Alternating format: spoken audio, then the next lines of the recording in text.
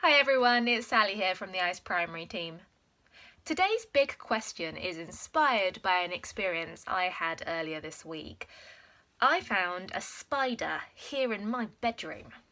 Now, I really don't like spiders. They scare me. They always have, and I'm afraid to say they probably always will. My parents will tell you that when I was little, I would scream the house down as soon as I saw one, and keep on screaming until they took it outside. Now, I don't live with my parents anymore, so I had a bit of a problem. But thankfully for me, my sister gave me a gift a few years ago.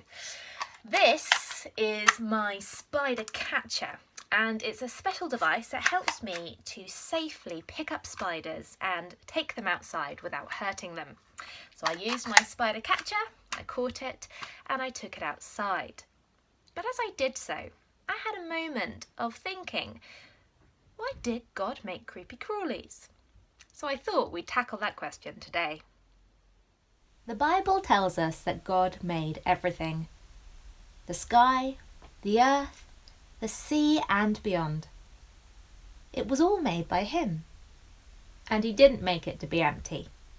He filled it up with plants, with birds, with fish, and with creatures. And then people like you and me.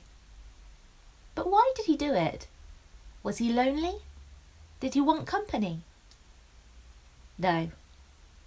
God was already perfect and already 100% complete. He made the world to show His power and His love. He didn't need to make it. He wanted to. The Bible says, "The heavens tell about the glory of God. The skies announce what His hands have made." Just like a painting tells us a bit about the artist who painted it, creation tells us about God. It's like a mirror that reflects a bit of Him.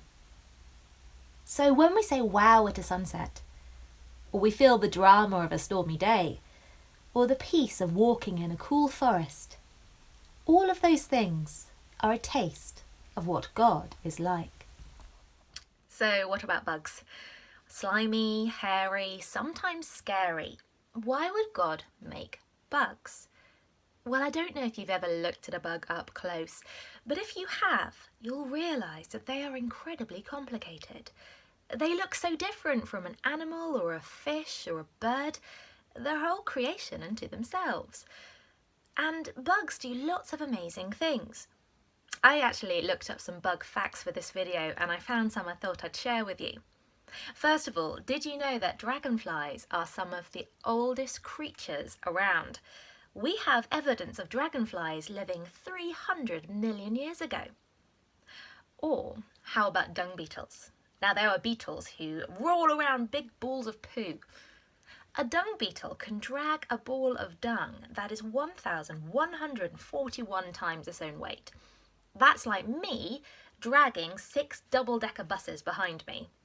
I don't think I could do that. So that dung beetle's amazing. What about honeybees? One honeybee in a year can make 220 jars of honey. And finally, my favourite fact, butterflies. Did you know that butterflies taste with their feet? Bugs are incredibly complex and so varied. There are so many different types of bugs out there, and bugs play lots of important roles in making our environment work.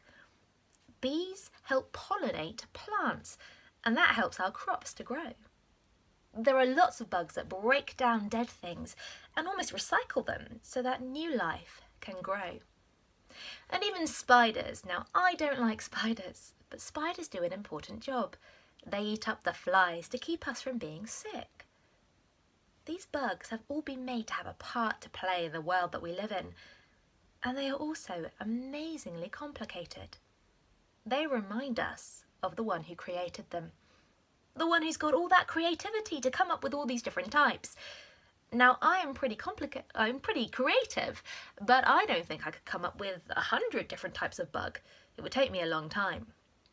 Well, Christians believe that God made millions upon millions of different types of bug. And even though these bugs are small and we might not appreciate their beauty, we might find them scary or gross, or we might think they're fascinating. Each bug has a purpose, as does each part of the creation. And that purpose is to reflect God's power, to remind us of how creative our Creator is. So even the smallest thing that has been made is there for a reason. It's there for a purpose. It's not forgotten. It's not there by accident. It's been lovingly made. And I think that can encourage us too. All of us have been lovingly made, carefully put together. We all have a part to play.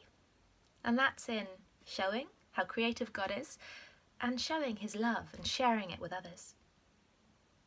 Now, so next time you find a bug in your house, don't squish it. Take it out carefully into the garden and let it free. And as you do so, why don't you take a moment to look at it and admire it? Maybe see what you can see about that bug that makes it unique and creative. And then, why don't you talk to the Creator? You can say, wow. You can say, thank you. You can say, how did you do this? Maybe you can ask him some of your big questions too. Well, that's the end of our time together today. I hope you enjoyed this big question, and maybe you could look up some bug facts this week. I look forward to seeing you all again soon. Bye.